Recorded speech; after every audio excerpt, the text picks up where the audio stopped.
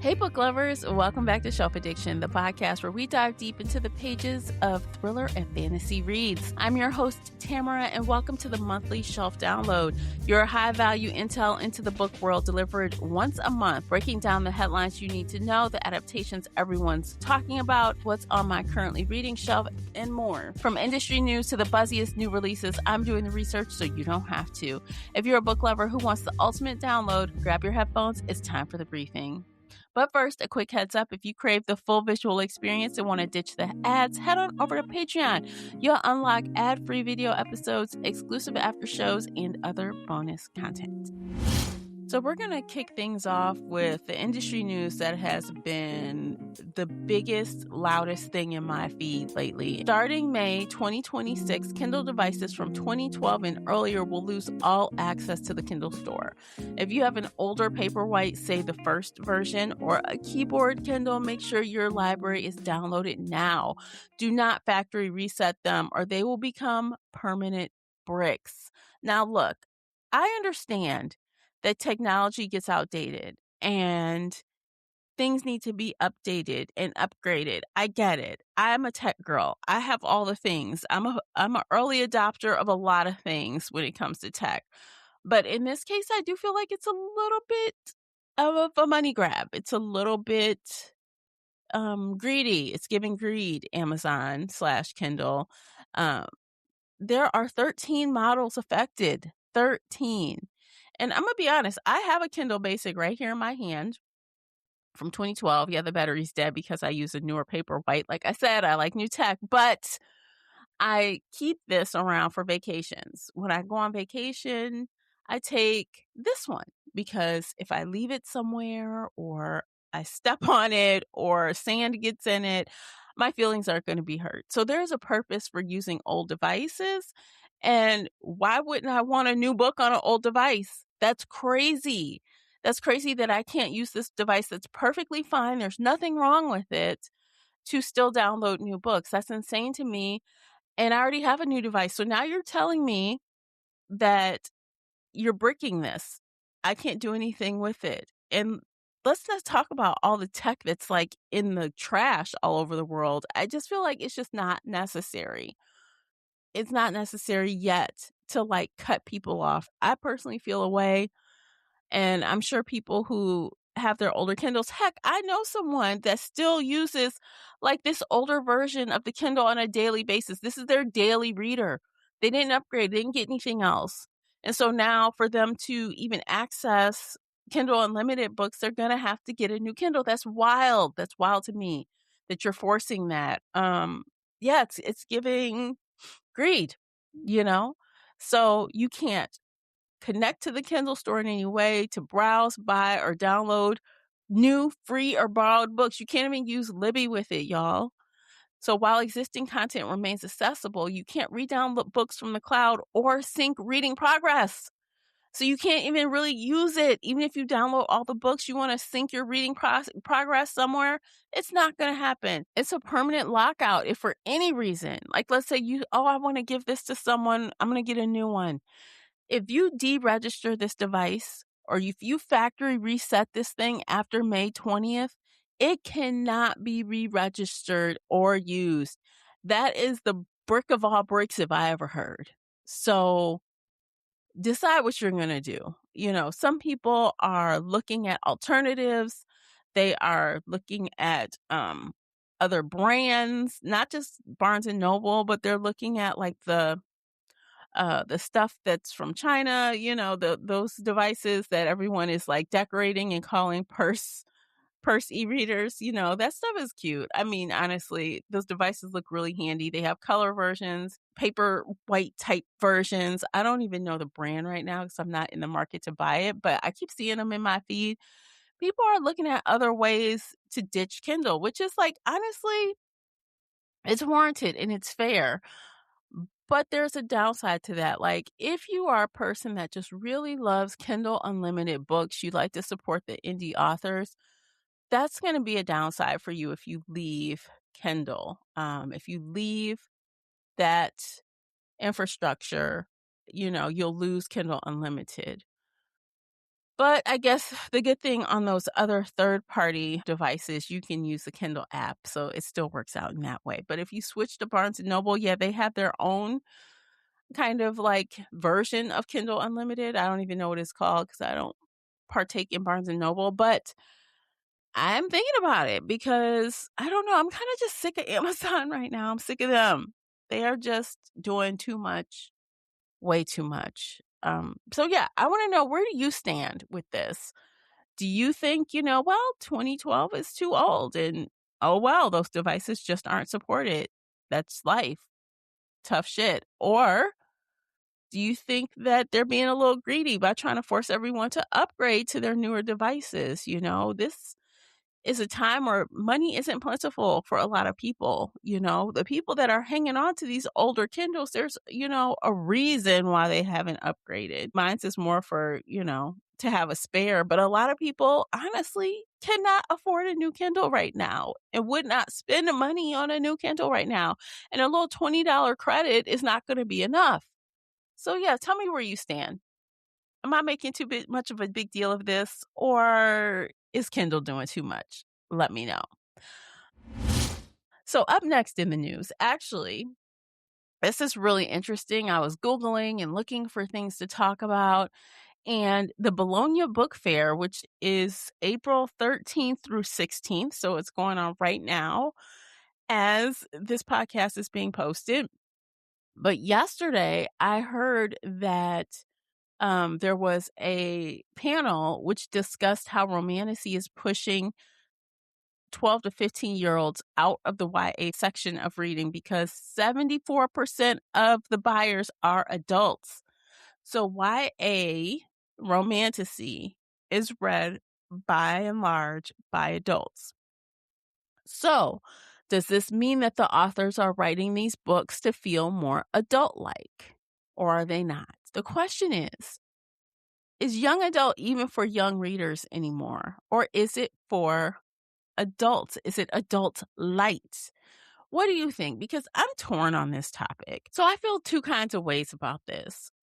A while back, both Casey and I and Classy and I have discussed how we're kind of done with the YA books at this point in time because they feel so young in some ways. And maybe we're just over the threshold of adulthood where maybe we're just aunties right now, and a lot of this stuff is stupid to us.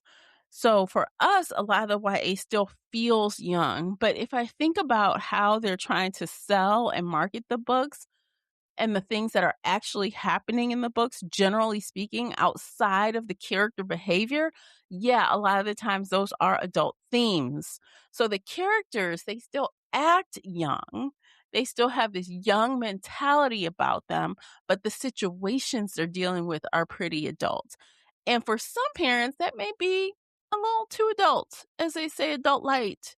So that is a good question to bring to the front. Are the books in the YA space, especially romanticy, are they actually YA? YA is a teenager, 13, 14, 15, 16, those ages. That's what YA was originally intended for. Not 25-year-olds, not 30-year-olds. Although, like, anyone can read anything. Don't get it twisted. Anyone can read anything you want. If you're an adult, you can read YA all to your heart's content. You can read middle grade. You can read whatever makes your heart happy. But the question remains, is young adult for young adults anymore? Let me know your thoughts. So on a positive note, Barnes & Noble is planning to open 60 new stores in 2026. Physical bookstores are making a comeback. I'm excited about this. Although there aren't going to be any more in my home state of Michigan, I think it's very cool that they are expanding again. And this is coming off the heels of a lot of stores closing. And, obviously I want more indie bookstores. Yay, I love indie bookstores. They're so cute and quaint. But let's keep it real. We need more competition for Amazon, and Barnes and Noble can do it. They can be the competition that holds up against Amazon, the indie stores. We shop at those because they're cute and quaint and they have great people there, and we just want to support local businesses. But the people who buy in bulk and want to save the money, they go to Barnes and Noble when they don't want to deal with Amazon. And Barnes and Noble growing is a good thing for everybody. So, from what I read, they are going to have more stores in Ohio, Texas, Florida, Illinois, Colorado, Washington State, California, Virginia, Georgia, and DC. So, several openings in these states will occur between now and June 2026. So, again, I'm sad no more in Michigan, but I'll take it. More places to buy books that aren't Amazon. And finally in the news, I will talk about I guess maybe the biggest plot twist this year is finally Frieda McFadden has officially revealed her true identity as Sarah Cohen. She's a practicing doctor specializing in brain disorders. And she said, quote, "I'm at the point in my career when I'm tired of being a secret, tired of people debating if I'm a real person or if I'm three men." She continues, "I'm a real person and I have a real identity and I don't have anything to hide." End quote. Okay, girl. When I saw her, I'm like, is she really hiding? No one knew her name, obviously, but people who know her, right? So yeah, I don't know. People are really having a lot of things to say about McFadden right now. I have read a couple of her books. I have read The Housemaid. I read something else by her. I can't really remember. It's been a while, but I had a good time with it. But some of the discourse on TikTok and Instagram right now, the book community is trying to imply that her books could be a little AI helped, something like that. I don't know. I'm not saying that. I haven't read enough of her to make any claims like that. I would never do that without proof. But that's the discourse out there. People are like, oh, she revealed herself. But what? But now what? Are her books gonna not be AI anymore? I've seen those comments. I'd like to know what you think. Tell me, have you read Frieda McFadden's books?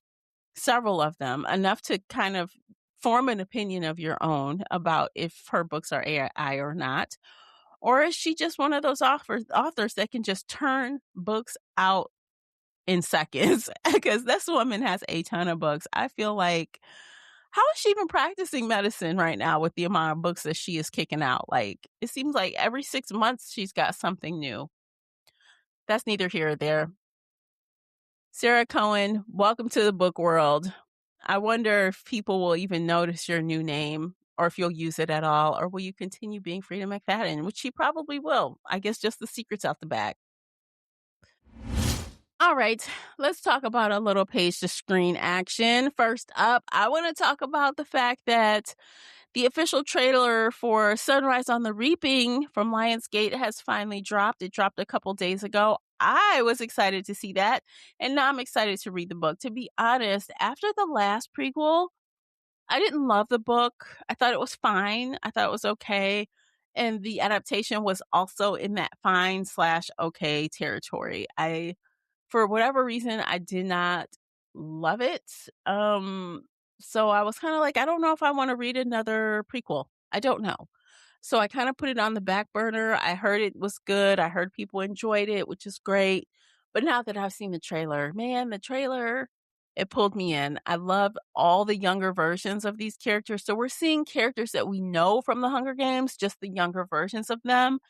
And this might make it even better because they're characters that we know and we can draw lines to, right? So now I feel like I'm going to go back and read Sunrise on the Reaping before the movie drops, which is later this year. So yeah, that trailer looked amazing. If you haven't seen it, I'm going to link it in the show notes so you can clickety click.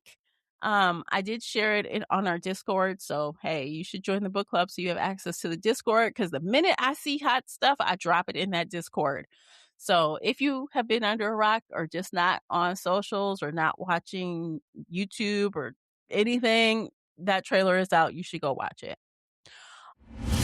All right, next, let's talk about a show premiering this week. It is highly anticipated. It's Margot's Got Money Troubles, and it premieres on Apple TV today, April 15th, the same day that this podcast episode drops. With Nicole Kidman and Michelle Pfeiffer attached, people are going to be watching it. I'm going to be watching it. I did not read the book. And I'm not going to, but let me tell you, the trailer looks very interesting to me. When I saw the trailer, I said, "Oh, I think I'm gonna watch this," and I didn't even know it was a book at that point, but it is. And, Apple has been snagging quite a few adaptations recently. So, is Apple TV officially the new home for prestige book adaptations? Maybe. Maybe. They pulled Michelle Pfeiffer for a book adaptation and Nicole Kidman. I mean, Nicole Kidman's been in everything, it feels like, but I'm really excited about it. It looks like it's gonna be good, but don't get it twisted. If it's not good, I will drop it like it's hot because I am not invested because I did not read the book. I feel like when I read the book, I'm more invested to finish the show or movie regardless if it's good or not. But if I haven't, if it's bad, I'll just drop it. So, are you gonna be watching Margot's Got Money Troubles? Honestly, I feel like Apple TV in general is slept on. A lot of people don't even have a subscription to Apple TV, and they should because they have so many good shows on there. So many. So many. I have yet to be really disappointed by an Apple TV show, which is why I think that Margot's Got Money Troubles is actually going to be good, but we will see. All right, let's talk about my reading shelf, the Shelf Addiction reading shelf. We are in the final stretches of finishing The Strength of the Few. This is the second half of the second book, and we're gonna finish it. Actually, for me, I'm gonna share my own experience here. This book has been complicated. It's been hard for me to get into it. It's been easily distracted by shiny things. Whenever I try to get into this book, it's just not hitting for me. But, as we said we are going to do it, I'm going to do it. I'm going to finish it. I have a couple of weeks to get it done before we talk about it. So I'm just going to pace myself and ride it to the finish line. I know that this book, actually the first two books, people seem to really love it or not. And for me, I felt like I was going to love it based on all of the ingredients. I've said this with other books, like it has all the right ingredients, but I just don't like the end result. So for this book, The Strength of the Few, I literally really hate following the same character through three different worlds at the same time. I don't like it. It's a lot of characters because each world this guy interacts in, he's got different people he's dealing with. I, it's too many characters. It's too many things going on. It's not fluid. It's not easy to read. It's kind of clunky. I've got a lot of problems with it. But again, I'm really hoping that I'll get to this point where instantly, like things will just change on a dime and it will get better. But right now, I'm not having fun with it. I know a few of the ladies that are reading with me aren't really loving it either. But when we start something, we finish it. So if you want to come on over and talk about The Strength of the Few with us, join book clubs. We'd love to hear a differing opinion. If you love it, tell us why. Hell, leave a comment. Tell me why you love it. Tell me what I should be looking for to make this more enjoyable, or maybe how I can change how I'm thinking about it to make this more enjoyable, because I feel like I'm going to the dentist every time I read this book. We are also kicking off our fantasy duology for April and May. We are reading Peaches and Honey, These Immortal Truths, written by R. Retta. It's a long journey through time kind of read. I've started it and it feels like it started kind of slow to me, but I'm interested, and that's good. I'm interested. Casey and I are going to be recording this really soon, so I've really only got about 4 days. Yeah, 4 days really to finish this book. I'm about 15% in, and I feel like it's one of those things where it's gonna get good. I feel like it's gonna get good. I just have to get to the turning point of when it gets good.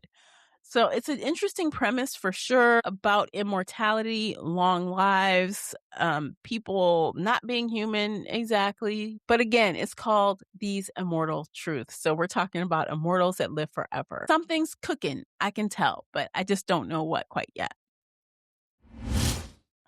As for the thriller read, we are reading The Last Flight by Julie Clark. It's a identity swap thriller, and I finished it already.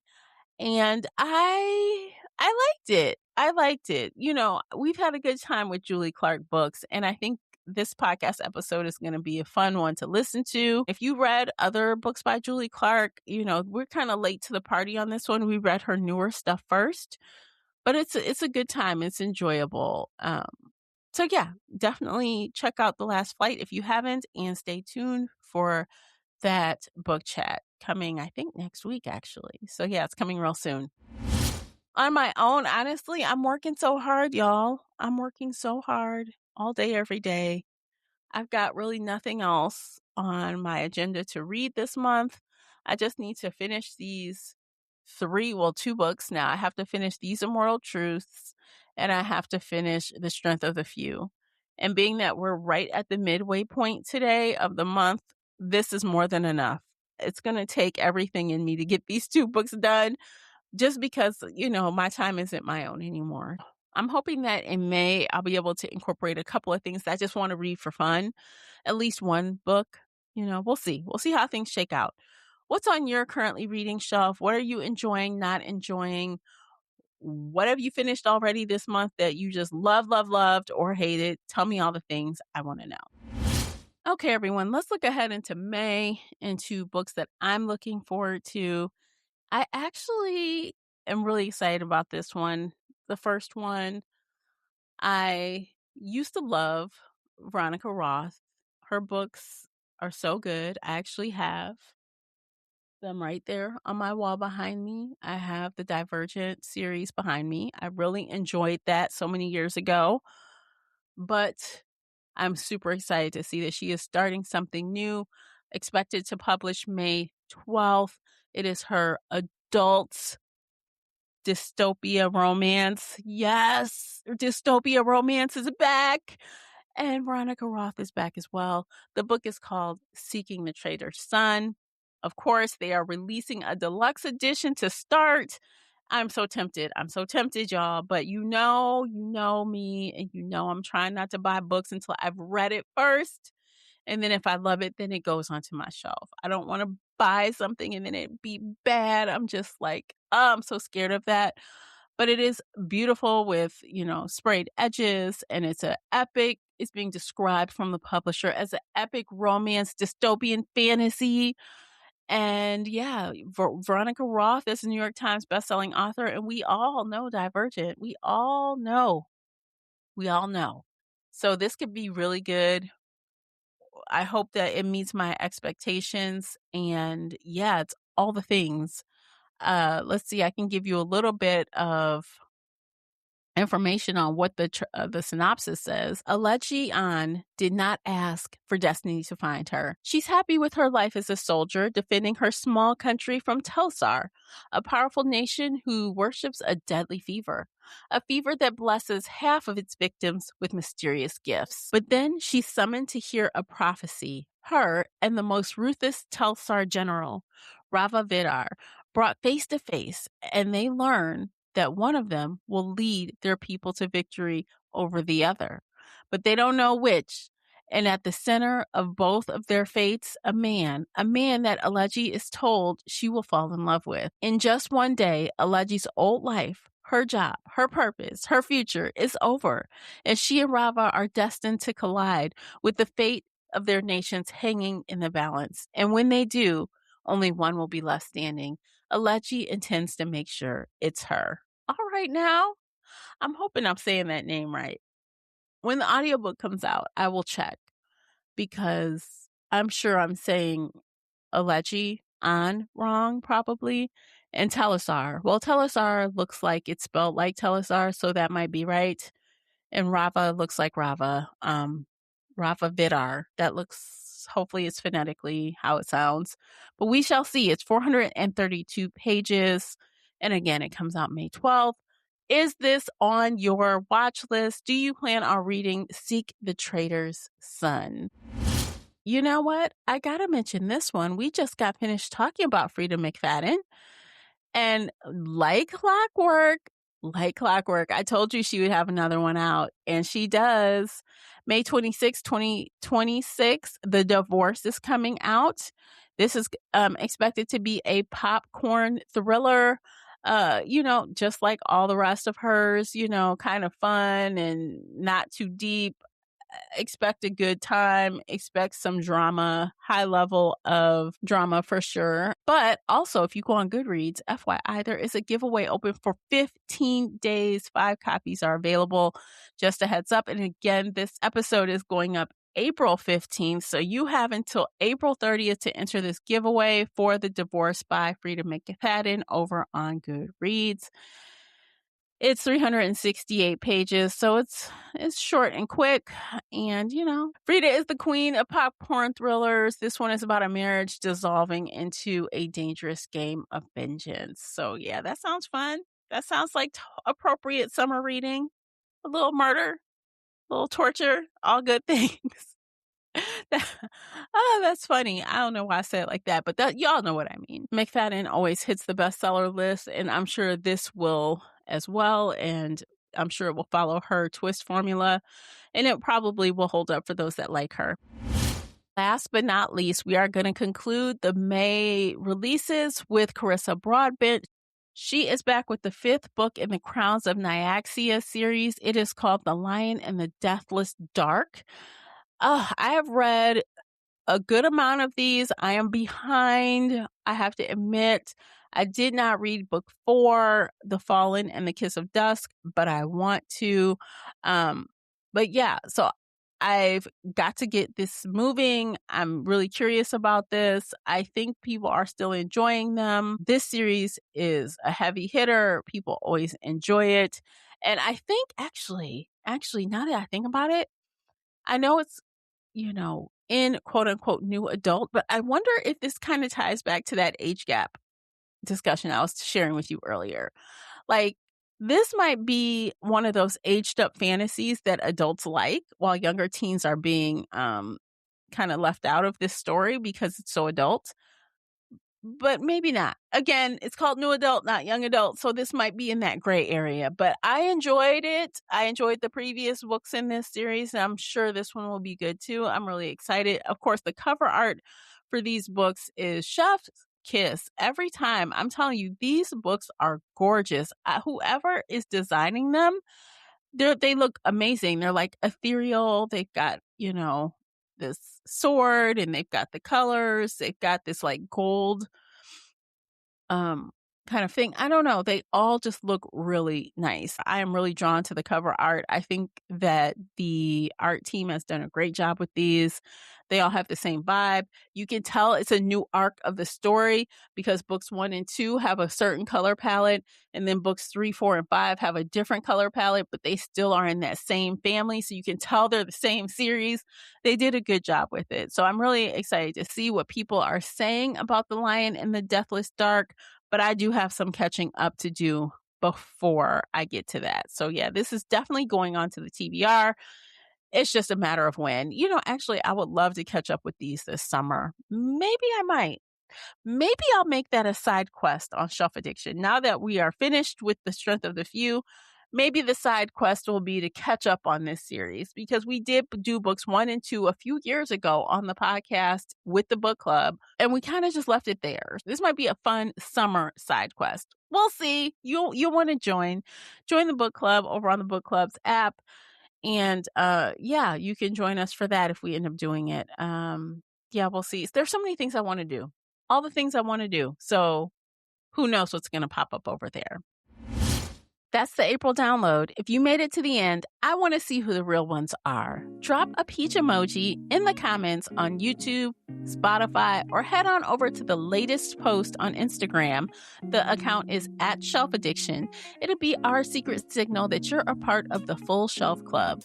Please review us on Apple Podcasts or Spotify. Your 5-star rating really helps us grow. Subscribe wherever you're listening so you don't miss a single episode. I'll see you in the next one. Until then, remember, keep your TBR high and your spoilers tagged. Take care of yourselves. Bye, guys.